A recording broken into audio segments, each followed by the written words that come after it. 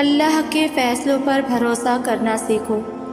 کچھ پریشان کر رہا ہے، اداس ہو، فیصلہ نہیں کر پا رہے، تو ایک بار اللہ سے بول کر دیکھو، اسے بتاؤ، اس کے ساتھ مشورہ کرو، اس سے دعا مانگو، اور پھر دل سے یہ خوف نکال دو کہ کیا ہوگا اور کیا نہیں۔ بس اس بات پر یقین رکھو، جو بھی ہوگا بہترین ہوگا۔ اسے ہی تو توکل کہتے ہیں۔ جب توکل اتنا مضبوط ہو جائے تبھی معجزے ہوا کرتے ہیں۔ بس تمہیں اپنے معجزے کا انتظار کرنا ہے، یقین اور توکل کے ساتھ۔ اللہ کا شکر ادا کرنا، اللہ کی نعمتوں کا احساس ہونا بھی ہے۔ ہم میں سے اکثر لوگوں کو اس کا احساس نہیں ہوتا کہ ہم کتنی نعمتوں میں رہ رہے ہیں۔ ہم بس وہی دیکھتے ہیں جو ہمیں نہیں مل رہا، وہ نہیں دیکھتے جو پہلے ہی ہمارے پاس ہے، وہ سب جو دوسرے بہت سے لوگوں کے پاس نہیں ہے۔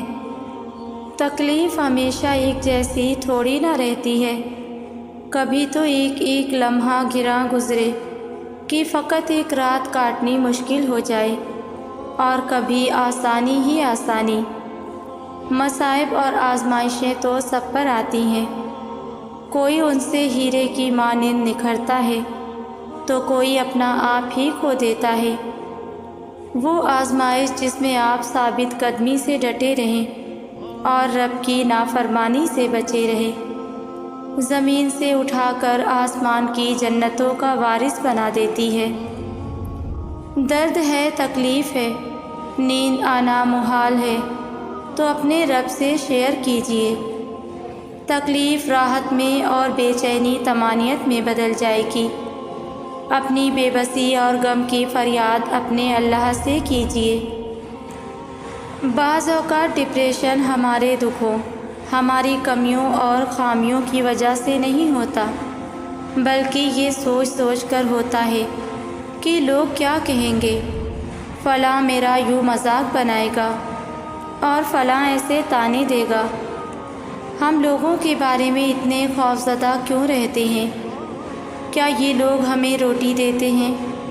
کیا یہ لوگ ہماری ضروریات مشکلات میں ہمارے ساتھ کھڑے ہوتے ہیں؟ یا یہ کہ ہم آخرت میں ان لوگوں کو جواب دہ ہوں گے؟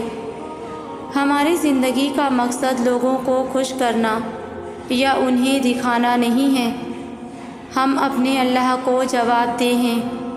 ہمیں اللہ سے ڈرنا چاہیے۔ ہم کیوں اپنی خوشیاں لوگوں کی وجہ سے برباد کر دیتے ہیں؟ یہی لوگ تو بالآخر ہمیں دفنا کر یہ تک بھول جاتے ہیں کہ آخر قبر کون سی تھی۔ جب راستہ دکھائی دے رہا ہونا یا کسی انسان سے امید ہو کہ یہ ہمارا کام کر دے گا، تب کہنا کہ مجھے اللہ پر یقین ہے۔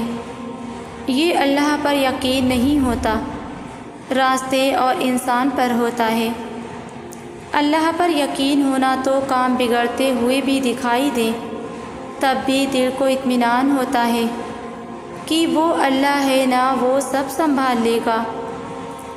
جہاں ہم آج ہیں ہمارے پلان تو نہیں تھے، تو آگے بھی سب اسی کے پلان کے مطابق ہونے والا ہے، اور بے شک اس کے پلان ہمارے پلان سے بہتر ہیں۔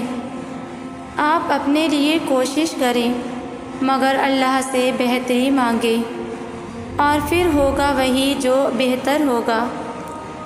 اس سے بڑھ کر تسکین بخش بات کیا ہوگی کہ دور افق پار عرش بری پر ایک ذات حاکم ہے جو تمام دلوں کے احوال سے بخوبی واقف ہے، جو ہر گھڑی ہمارے ساتھ ہے، ہمارے قریب ترین ہے، جو ہماری بے بسی اور لاچاری سے واقف ہے۔ اللہ جانتا ہے جو ہم نہ کہہ پاتے ہیں اور نہ کر پاتے ہیں۔ جب ہم آنسوؤں کو تھام لیتے ہیں اور گہری تنہائیوں میں روتے ہیں، جب اتنا خوش ہوتے ہیں کہ آنکھوں کے گرد ہلکے پڑ جاتے ہیں، وہ واحد ذات رب جلیل کی ہے، جس سے بڑھ کر پاکیزہ اور معتبر ذات کوئی ہو ہی نہیں سکتی۔ وہی تو ہے ہمارا ہمدرد، ہمارا ہمراز اور ہمارا سب سے بڑا رفیق۔ وہی تو ہے جو ہمیں پوری طرح سمجھتا ہے۔ وہ کسی کو بھی بالکل خالی ہاتھ نہیں رکھتا۔ وہ عطا کرتا ہے انہیں جو بھی اسے بھولتے نہیں ہیں، اور انہیں بھی جو اس کی نافرمانیاں کرتے نہیں تھکتے۔ ہاں، تقسیم مختلف ہوتی ہے، جس طرح ہر ایک کی قسمت جدا ہے، کسی کو کم کسی کو زیادہ ملتا ہے۔ دراصل رب تو سبھی کو دیتا ہے، گمان والوں کو کچھ اور یقین والوں کو کچھ اور جنہیں کچھ نہیں ملتا نا، انہیں پھر رب ملتا ہے، اور جسے رب مل جائے اسے اور کیا چاہیے۔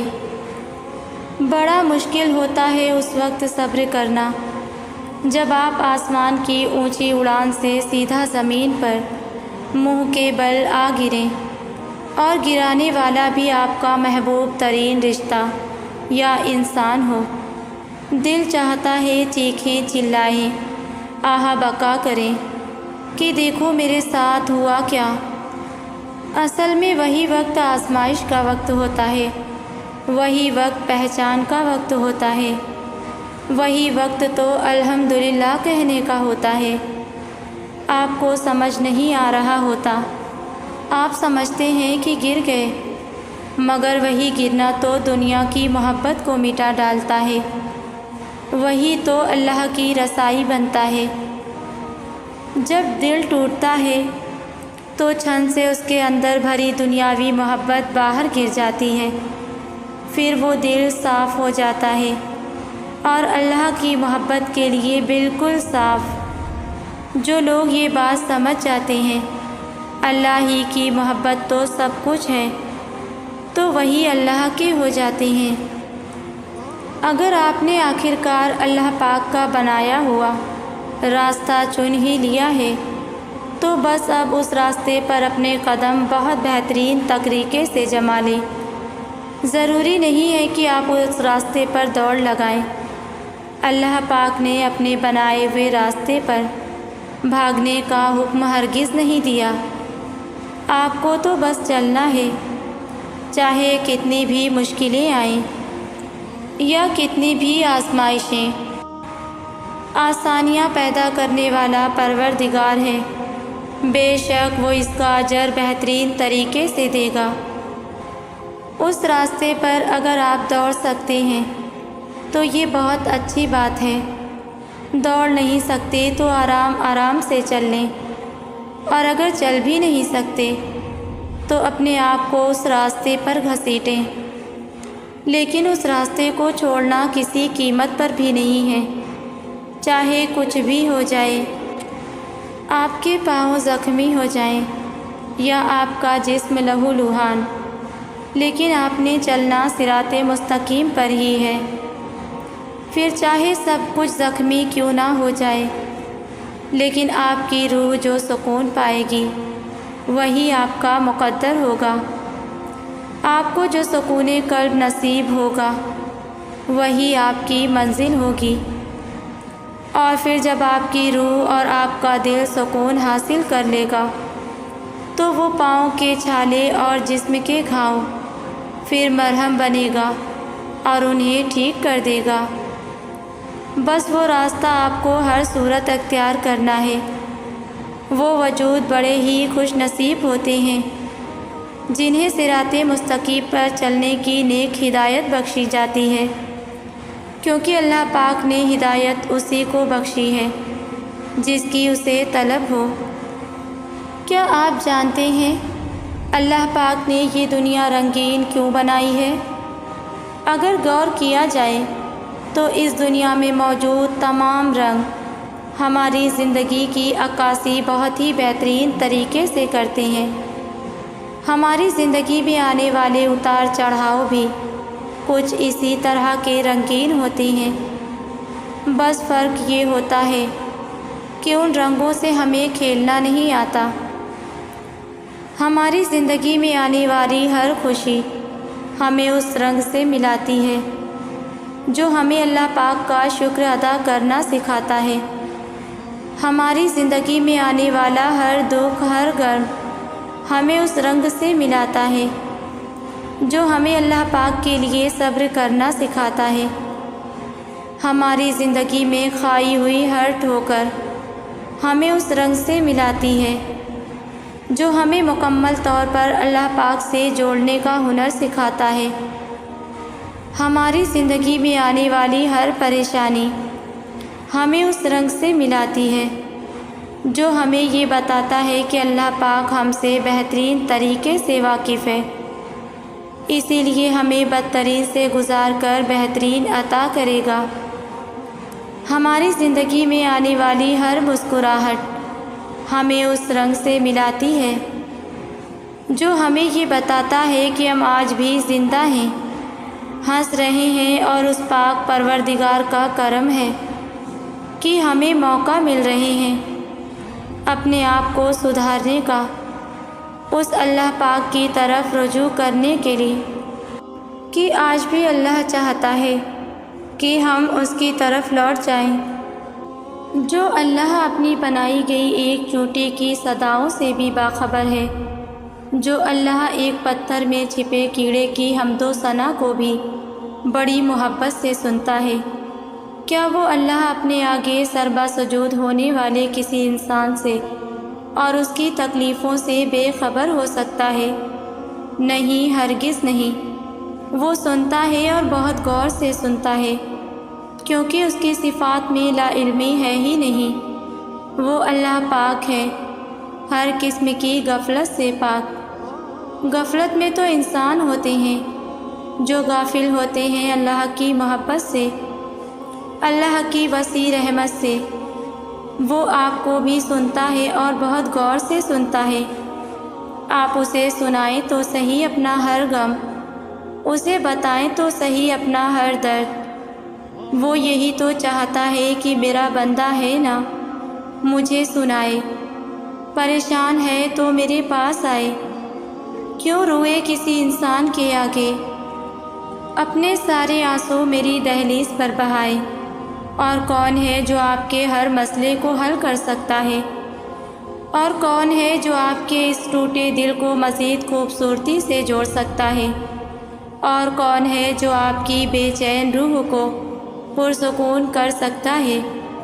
وہ صرف آپ کا اللہ ہے۔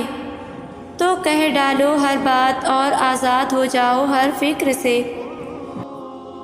وہ تو جہانوں کا مالک ہو کر ساری عمر تمہارے پلٹ آنے کا انتظار کر سکتا ہے، تو تم چند لمحے اس کے جواب کا انتظار کیوں نہیں کر سکتے؟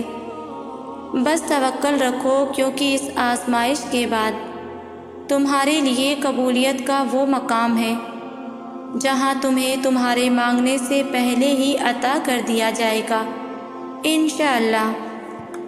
میری تمام لوگوں کے لیے دعا ہے، یا اللہ کائنات کے سارے کام تیرے کن فیکون کے منتظر ہیں۔ یا رب رحیم، جتنے بھی لوگ مشکل میں ہیں ان کے لیے آسانی فرما دیجیے، پریشان حالوں کی پریشانیاں ختم کر کے ان کے لیے خوشیوں کا سما کر دیجیے، اور سب کے بگڑے کام سنوار دیجیے، آمین۔ ویورز، ویڈیو کو لائک شیئر کریں، اور ویڈیو کیسی لگتی ہے مجھے کامنٹ میں ضرور بتایا کریں۔ جزاک اللہ۔